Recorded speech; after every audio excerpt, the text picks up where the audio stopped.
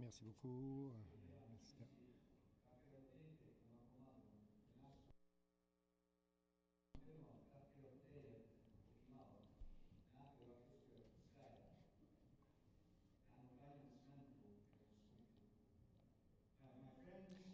Mes amis, parents, je suis très heureux d'être ici. Je reconnais les aînés qui sont ici. Je les remercie pour leurs prières, les chefs, les hommes, les femmes, les jeunes. Bien entendu, je reconnais notre Créateur bienveillant pour cette belle journée. Pour mes collègues et l'exécutif, tous les chefs régionaux. Nous reconnaissons aussi et remercions Jean-Guy Verloc pour nous avoir accueillis ici sur ces territoires ancestraux. Je reconnais les drummers pour les bonnes chansons et le cœur battant de Mère Nature qui nous garde en vie. Merci pour ces beaux chants. Pour les aînés ce matin, pour avoir levé le calumet. Les cérémonies sont toujours en situation première. Les choses sacrées sont mises en premier lieu et nous vous remercions. Bien sûr, nous reconnaissons tous les chefs ici, nos amis, nos parents. Nous reconnaissons le président du Conseil des aînés, Elmer Cochrane, Villeneuve, Elmer Ronstadt, des jeunes, chers leaders, ministres qui sont ici, et bien entendu notre Premier ministre. Bienvenue à l'Assemblée. C'est la première fois depuis bien des années que nous avons le Premier ministre s'asseoir avec nous. Nous nous rencontrons aujourd'hui à un moment charnière où il y a de grands défis dans le monde, dans notre territoire, partout au pays, et il y a toujours espoir et un optimisme pour de meilleurs jours dans l'avenir. Et je sais que c'est la façon que je me sens, moi, optimiste, avec espoir. Et je sais que nous avons beaucoup de travail à faire ensemble. Je crois que aux accomplissements que nous avons eus au cours de la dernière année pour conscientiser les gens pour les priorités de nos Premières Nations partout au pays. Nous avons l'engagement du Canada pour respecter les droits des Autochtones selon les Nations unies, de travailler avec nous pour entériner ceci pleinement. Nous demandons l'appui du pape pour la renonciation de cette doctrine de la découverte, parce que nous savons que c'est une doctrine illégale pour polariser et nous déposséder de nos terres et de nos eaux. Au mois de février, à Vancouver, notre APN va avoir une rencontre sur l'énergie, l'occasion de discuter notre rôle et du Canada pour son avenir, avoir une économie plus saine, plus responsable et des droits de traiter notre juridiction inhérente. Il faut trouver un équilibre qui est bon pour notre économie et aussi ce qui est bon pour Mère Nature. Nous avons présenté un message clair au Conseil, rencontre des conseils des ministres de la Confédération. Nous devons réussir avec les Premières Nations à titre de partenaires à part entière. Nous devons être à toutes les tables où des décisions sont formées et faites. Il faut établir des stratégies pour traiter des changements climatiques. Et notre message a été entendu clairement sur bien d'autres tribunes. Nous travaillons fort pour garder pression sur tous les gouvernements pour qu'ils travaillent avec les Premières Nations pour mettre un terme à cette crise des femmes autochtones mortes et disparues. Et maintenant, le nouveau gouvernement a indiqué son intention d'établir une enquête nationale. Nous, les familles, avons demandé ceci depuis tellement longtemps. Nous savons que le moment est arrivé d'arrêter la violence. Nous savons que le moment est arrivé d'arrêter cette violence au sein de nos communautés. Ça doit arrêter. Nous allons continuer ce travail important pour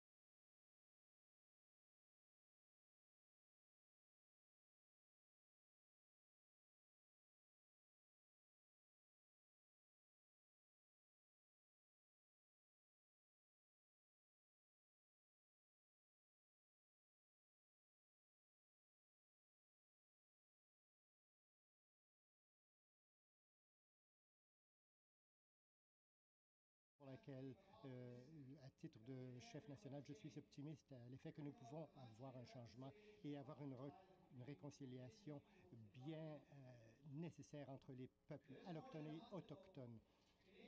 Les Canadiens ont choisi au mois d'octobre un nouveau gouvernement. C'était une élection intéressante pour les Premières Nations de bien des façons. Cet air chaud, ce soleil qui circule sur notre île, et je reconnais ceci aussi. Pour la première fois, les peuples des Premières Nations, les électeurs ont été impliqués comme jamais auparavant dans l'élection canadienne.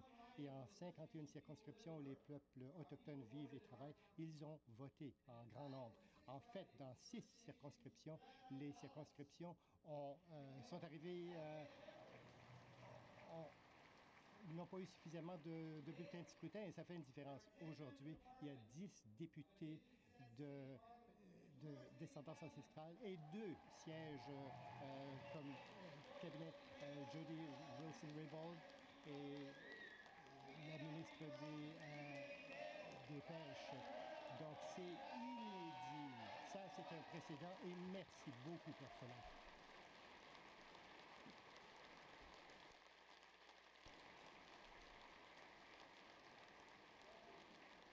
Jody. Nous parlions plus tôt avec le chef régional Godfredson, avec la pression des chefs préalables qui faisaient partie du cabinet. Le chef Godfrey serait la prochaine étape, peut-être à un niveau plus élevé, on ne sait jamais. Le nouveau gouvernement canadien est dirigé par un premier ministre qui a changé non seulement le ton, mais la pratique de gouvernance. C'est quelqu'un qui est allé à Paris la semaine dernière pour les discussions sur le changement climatique. Je peux vous dire que ce changement a déjà commencé. Lorsque les leaders mondiaux se sont rencontrés lundi dernier, les 4 sièges du Canada étaient représentés par 4 individus qui représentaient le Canada dans les cérémonies d'ouverture. Le premier ministre numéro 1 y était, le ministre des Affaires étrangères, Stéphane Dion, le ministre de l'Environnement et des Changements climatiques, Catherine McKenna, et moi-même, de l'Assemblée des Premières Nations. Nous faisions partie de cette délégation.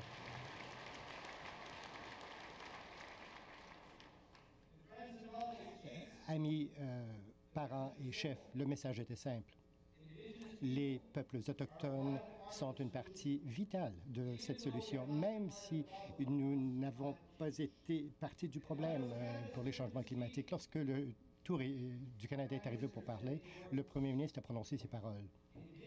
Les peuples autochtones savent depuis des milliers d'années comment s'occuper de la planète. Le reste d'entre nous ont beaucoup à apprendre et pas de temps à perdre.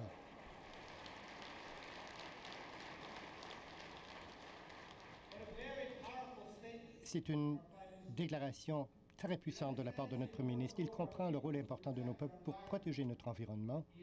Il nous écoute. Dans ses lettres de mandat à chaque membre du cabinet, il a écrit « Le moment est arrivé pour renouveler des relations de nation à nation avec les peuples autochtones basées sur la reconnaissance des droits, le respect, la coopération et le partenariat. » Ce sont des directives très fortes, des paroles fortes pour revenir à cette relation de nation à nation, une coexistence en paix où le partage serait un avantage mutuel à tous. C'est puissant parce que, comme le discours du trône indiquait, parce que c'est à la fois la bonne chose à faire et le sentier sûr à la croissance économique. Ce sont des directives importantes qui viennent du premier ministre, du cabinet et reflétées dans le discours du trône.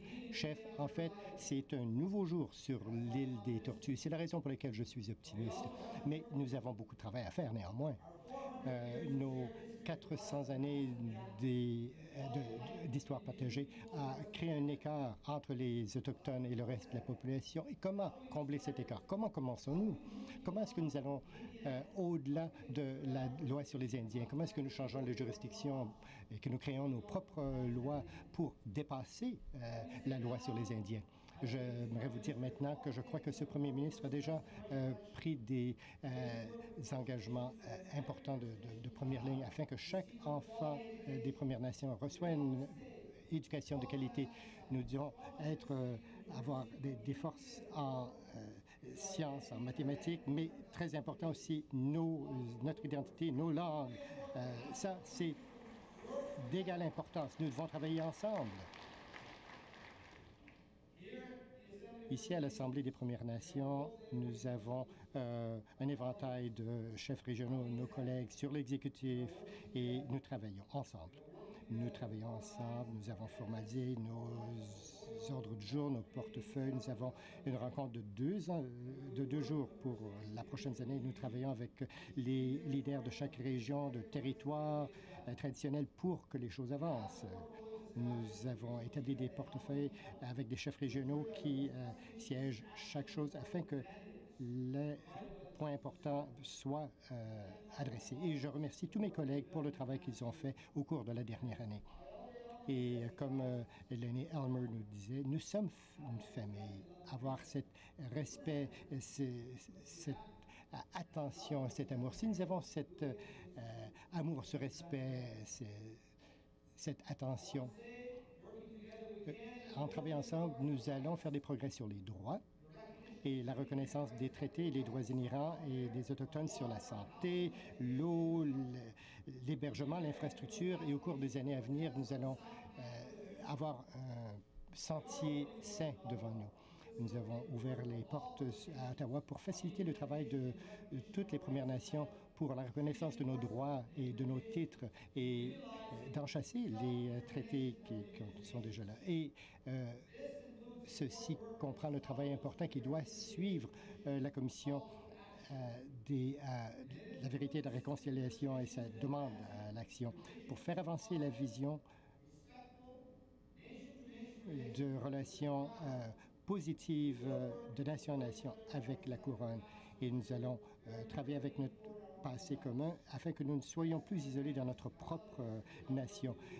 Chers amis, parents, il y a beaucoup de travail à faire. Le Premier ministre a demandé au ministre des Finances d'avoir une relation avec les Premières Nations qui se débarrasse du plafond de 2 % et qui nous met à